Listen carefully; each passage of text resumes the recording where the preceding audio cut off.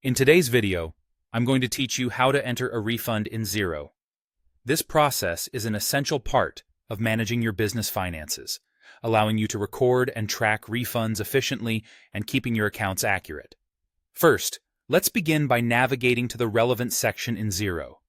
From your dashboard, you need to head over to the Business tab, which you can find along the top navigation bar. In some versions, this might also be labeled as Sales, so don't worry if it appears different. Both will take you to the right place. Once you're under the Business or Sales tab, look for the option that says Invoices or Sales Overview.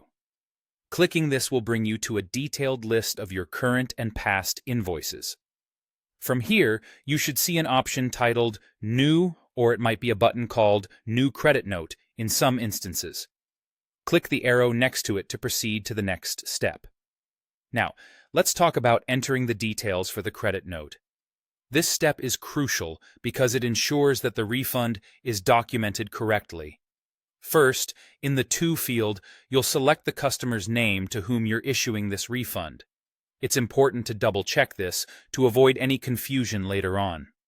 Next, you'll need to enter the date. Make sure you're entering the date you are actually processing this refund rather than the original sale date. Accuracy here helps maintain the integrity of your financial records. Moving down, you'll see the Line Items section. This is where you need to specify the items that are being refunded. Here's a key point to remember. Use a negative quantity or a negative unit price for the items being refunded. This ensures that the refunded amount is reflected correctly as a deduction rather than an addition.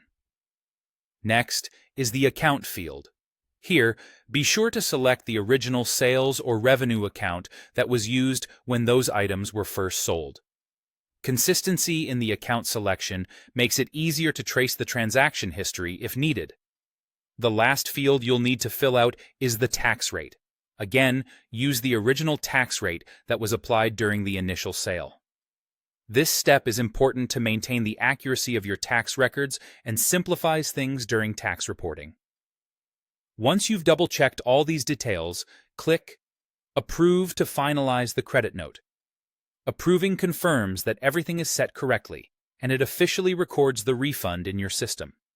By following these steps, you ensure that refunds are processed smoothly and accurately in Xero, helping you keep your financial record keeping in top shape.